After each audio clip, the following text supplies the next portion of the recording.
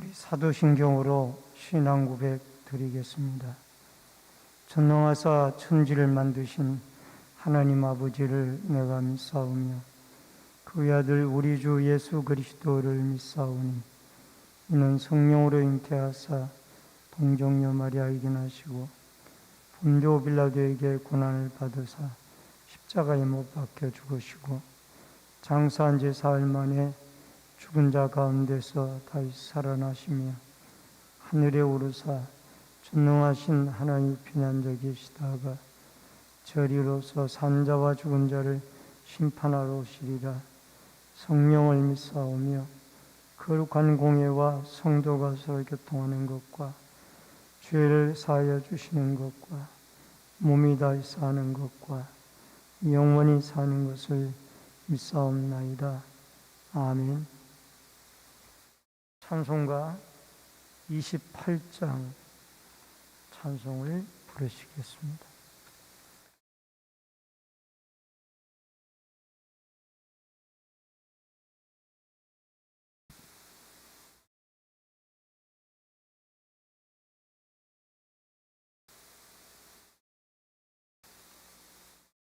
옥에 그는 강림하사 찬송하게 하소서. 한량 없이 자비하심 청량할 기롭보다 천사들의 찬송가를 내게 가르치소서. 구속하신 그 사랑을 항상 찬송합니다. 주의 크신 도움받아 이때까지 왔으니 이와 같이 천국에도 이르기를 바라네. 하나님의 품을 떠나 죄에 빠진 우리를 예수 구원하시려고 보혈을 흘려주셨네. 주의 귀한 은혜 받고 일생 빚진 자 되네. 주의 은혜 사슬대사 나를 주께 매소서. 우리 마음은 연약하여 범죄하기 쉬우니 하나님이 받으시고 천국인을 치소서. 아멘. 하나님의 말씀은 다니엘서 5장 1절로 16절의 말씀입니다. 다니엘서 5장 1절로 16절의 말씀.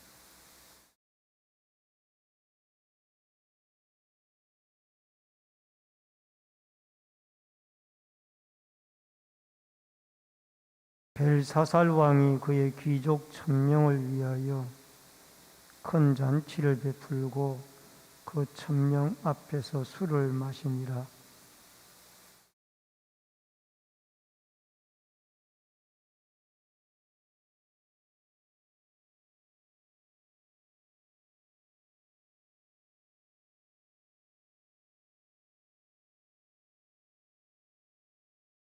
이에 예루살렘 하나님의 전 성소 중에서 탈취하여 온 금그릇을 가져오매 왕이 그 귀족들과 왕후들과 후궁들과 더불어 그것으로 마시더라.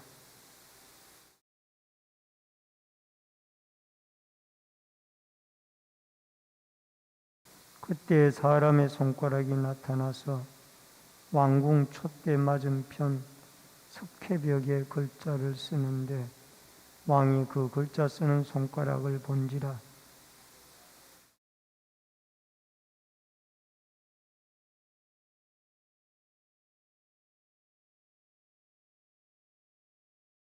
왕이 크게 소리질러 술객과 갈대아 술사와 점쟁이를 불러오게 하고 바벨론의 지혜자들에게 말하되 누구를 막론하고 이 글자를 읽고 그 해석을 내게 보이면 자주색 옷을 입히고 금사슬을 그의 목에 걸어 주리니 그를 나라의 셋째 통치자로 삼으리라 하니라.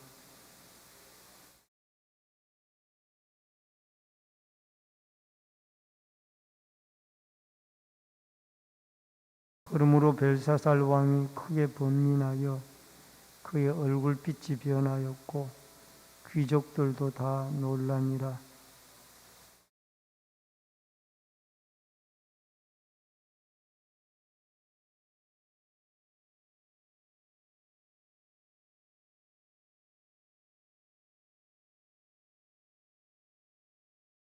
왕의 나라에 거룩한 신들의 영이 있는 사람이 있으니 곧 왕의 부친 때에 있던 자로서 명철과 총명과 지혜가 신들의 지혜와 같은 자니이다. 왕의 부친 느부갓네살 왕이 그를 세워 박수와 술객과 갈대아 술사와 점쟁이의 어른을 삼으셨으니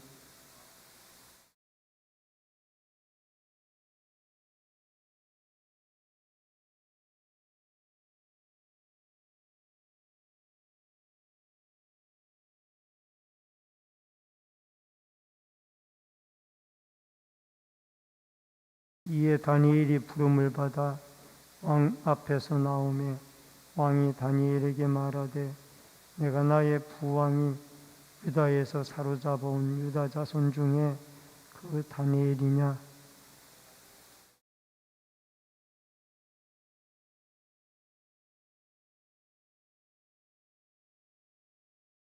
지금 여러 지혜자와 술객을 내 앞에 불러다가 그들에게 이거를 읽고 그 해석을 내게 알게 하라 하였으나 그들이 다 그 해석을 내게 보이지 못하였느니라.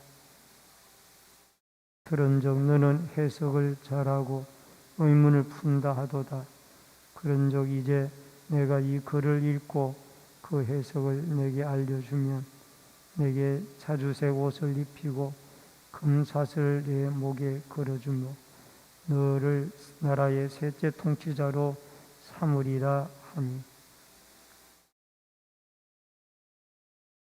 오늘은 다니엘서 5장 1절로 16절의 말씀을 중심으로 하나님의 손이라는 주제로 이 새벽에 말씀을 통해서 은혜를 나눕니다.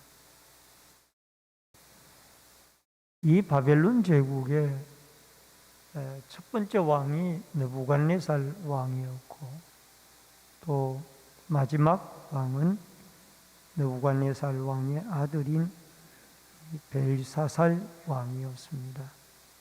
근데 이 벨사살 왕이 등장을 해서 큰 잔치를 베풀었는데 그 잔치를 베풀면서 하나님 앞에 큰 범죄를 하게 되어져서 결국 이 벽에 하나님의 손이 나타나 글씨를 쓰게 되어지는 사건으로 유명한 사건을 남기게 되어집니다.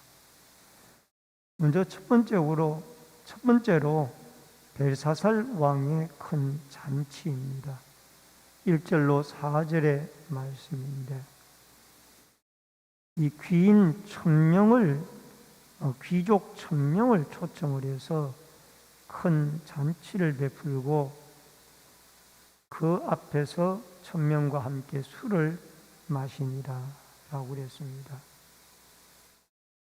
여러분, 악인의 특징이 몇 가지가 있는데 1절에 보니까 사람을 위하여 큰 그의 귀족 1000명을 위하여 사람을 위하여 권력을 행사하는 이런 어떤 특징을 가지고 있습니다. 두 번째로는 악인의 특징이 향락을 즐깁니다. 여러분, 술을 마십니다. 그랬죠. 또 세 번째로는 하나님을 무시합니다. 2절에 보면은 부친 느부갓네살이 예루살렘 성전에서 탈취하여 온 은금, 은그릇을 가져오라고 명하였으니, 이 하나님의 성전에서 하나님께 제사 드릴 때 쓰여지는 이런 아름다운 귀한 거룩한 기물들을 가져다가 이제 그것으로 술을 마시게 되어지는 하나님의 그 성물, 거룩한 기물을 무시하는, 하나님 존재 자체를 무시하는 특징이 있고, 그 다음에 또 하나는 4절에 보면은 우상을 만들어 숭배하게 되어집니다. 금, 은, 구리, 쇠, 나무, 돌, 이런 것들로 만든 신을 찬양하는 거죠. 마치 이것은 다니엘서에 나오는 그 느부갓네살이 자기 신상을 만들고 절을 하라는 것과 똑같은 모습, 모양입니다. 그래서 여호와 하나님이 통치자인 것을 분명히 자기 아버지 세대에서도 확인하고도 이 아들이 또 하나님 앞에 하나님을 경배하지 못하고 하나님을 무시하는 이런 행동을 하게 되어지는 것을 보게 되어집니다. 결국 하나님은 아버지의 신 때에 그렇게 정확하게 하나님의 역사의 주인인 것을 보였음에도 불구하고 또 하나님을 무시하고 우상을 만들어 섬기는, 찬양하는 이런 일들로 인하여 결국 하나님은 하나님의 손가락으로 이 벨사살의 잔치 석상에 글씨를 쓰게 되어지는 모습으로 하나님의 존재를 나타내게 되어져야 합니다. 다니엘서 3장 29절에 보면은 하나님께 겸손히 여기는 자는 하나님께 겸손히, 경솔히, 가볍게 하나님을 여기는 자는 그 몸을 쪼개고라고 분명히 느부갓네살 임금이 말씀했음에도 불구하고 지금 그 아들이 하나님을 경솔히 여기고 이렇게 우상을 숭배하며 또 성물로, 기물로 술을 마시는 죄를 범하는 그런 모습을 보게 되어집니다. 우리는 성경을 통한 하나님의 역사, 하나님의 존재를 늘 기억을 하고 하나님 앞에 경솔이가 아니고 겸손히 우리는 하나님을 오히려 섬기는, 경솔히 하나님을 무시하는 자가 아니라 겸손히 하나님을 섬기는 자가 되어져서 하나님께 늘 역사의 주인이신 하나님을 우리의 아버지로 삼고 그를 경배하고 그에게 기도하며 그를 찬양하는 믿음의 삶을 살아갈 수 있기를 바랍니다. 그 다음에 5절로 6절에 사람의 손가락입니다. 이것은 하나님의 손입니다. 갑자기 그 연해가 한창 무르익어갈 때에 촛대 맞은편이니까 밝은 곳에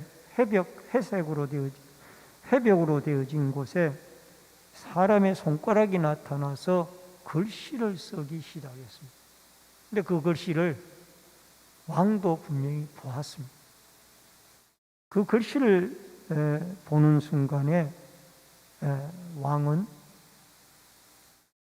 얼굴색이 변하였고 모든 잔취하던 귀인들도 놀라기 시작을 했습니다. 여러분, 끌려온 포로들을 두려워하는 것이 아니라 오히려 끌어온 왕들이 지금 두려워 떨고 있는 참 아이러니한 일들이 여기에 벌어지고 있습니다. 이 끌려온 다니엘이나 사드락 메삭 느고는 전혀 두려워하지 않고 하나님을 절대적으로 의지하며 어떤 위기에서도 그는 담대했습니다. 근데 여기에 이들을 끌어온 왕들이 지금 하나님의 존재 앞에 두려워 떨고 있는 겁니다.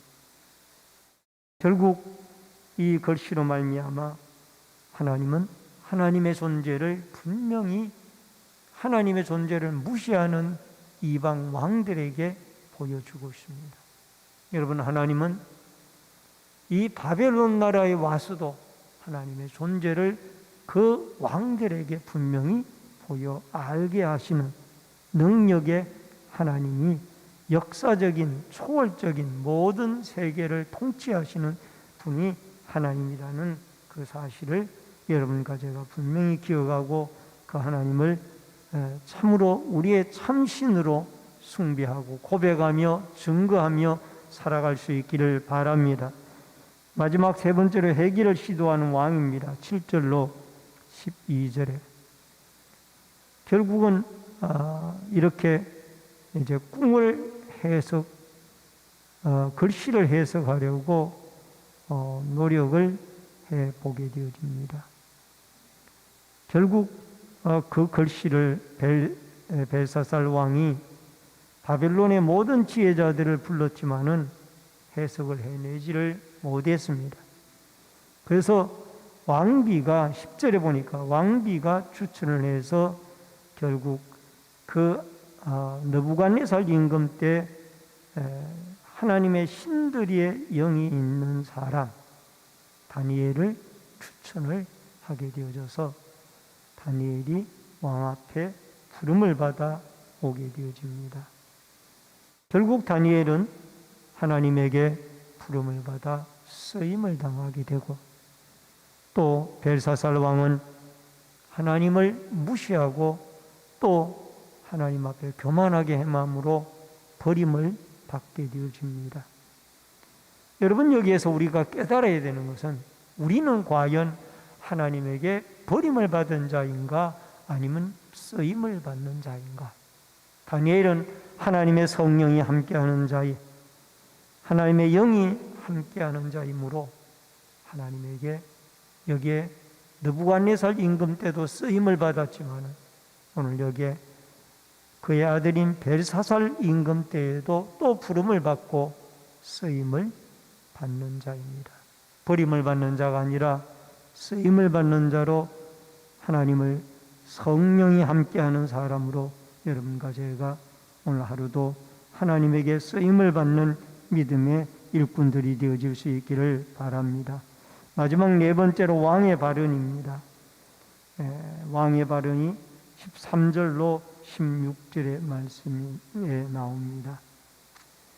이 왕은 결국 이러한 사실 앞에서 왕은 이제 여기에 13절에 보면은 다니엘이 부름을 받아 왕 앞에 서게 되어지고 만약에 이 꿈을 해석하면은 16절에 보면 내게 자주색 옷을 입히고 이것은 왕이 입는 옷입니다. 금사슬 내 목에 걸어 주어 너를 나라의 셋째 통치자로 삼으리라. 이것은 국무총리로 삼겠다라는 의도인 줄로 압니다. 결국은 다니엘은 이 꿈 해석을 하게 되어지므로 여러분 그가 국무총리로 쓰임을 받게 되어지는 것을 보게 되어집니다. 오늘 중요한 것은 여러분과 제가 하나님의 손은 십계명을 시내산에서 기록한 하나님의 손은 오늘 여기에 교만하게 행하는 벨사살 왕 앞에서도 분명히 글씨를 기록하여 그 하나님의 손으로 글씨를 기록하여 하나님의 존재를 나타내시고 교만한 자를 버리고 또 겸손하게 성령이 함께하는 다니엘과 같은 사람을 쓰신다라는 것을 기억하여 오늘도 겸손한 마음으로 참신이신 하나님을 찬양하고 경배하고 또 하나님만을 높이며 그에게 부르짖으며 또 그 하나님으로 말미암아 복음의 도구로 여러분과 제가 귀하게 쓰임을 받는 믿음의 일꾼들이 되어질 수 있기를 주의 이름으로 축원합니다. 기도하겠습니다. 고마우신 아버지 하나님, 은혜를 감사함을 드립니다. 벨사살 왕은 이 바벨론 나라의 마지막 임금인데 그가 아버지 느부갓네살 임금 때에 하나님의 살아계심과 통치하심을 눈으로 확인하고도 또 하나님 앞에 우상을 숭배하고 성전 기물로 술을 마시며 죄를 짓는 모습을 보게 되어집니다. 이것은 악행을 행하는 것입니다. 우리는 늘 참 온 세상을 창조하시고 지배하고 다스리시는 여호와 하나님을 우리의 아버지로 섬기며 그 하나님을 경배하고 하나님을 높이며 그 앞에 겸손히 우리의 어려운 문제들을 가지고 아뢰며 기도하고 부르짖어 하나님을 찬양하는 믿음의 사람들로 살아가게 하여 주옵소서. 이러한 사람들에게 함께하는 다니엘에게 있었던 하나님의 성령이 우리에게도 함께하여 버림받는 자가 아니라 하나님께 쓰임을 받는 믿음의 도구들로 살아가도록 축복하여 주시옵소서. 이 새벽에도 소원염을 드린 귀한 손길이 있사오니 마음의 소원이 하나님께 상달되어지도록 역사하여 주시옵소서. 이 새벽에도 부르짖고 기도할 때 우리 살아계신 아버지 하나님께서 응답하시고 성령의 기름 부으심으로 역사하여 주옵소서. 예수님의 이름으로 기도하옵나이다. 아멘. 하늘에 계신 우리 아버지여, 이름이 거룩히 여김을 받으시오며 나라 임하옵시며 뜻이 하늘에서 이루어진 것 같이 땅에서도 이루어지이다. 오늘날 우리에게 일용할 양식을 주옵시고 우리가 우리에게 죄 지은 자를 사하여 준 것 같이 우리 죄를 사하여 주옵시고 우리를 시험에 들게 하지 마옵시며 다만 악에서 구하옵소서. 대개 나라와 권세와 영광이 아버지께 영원히 있사옵나이다. 아멘.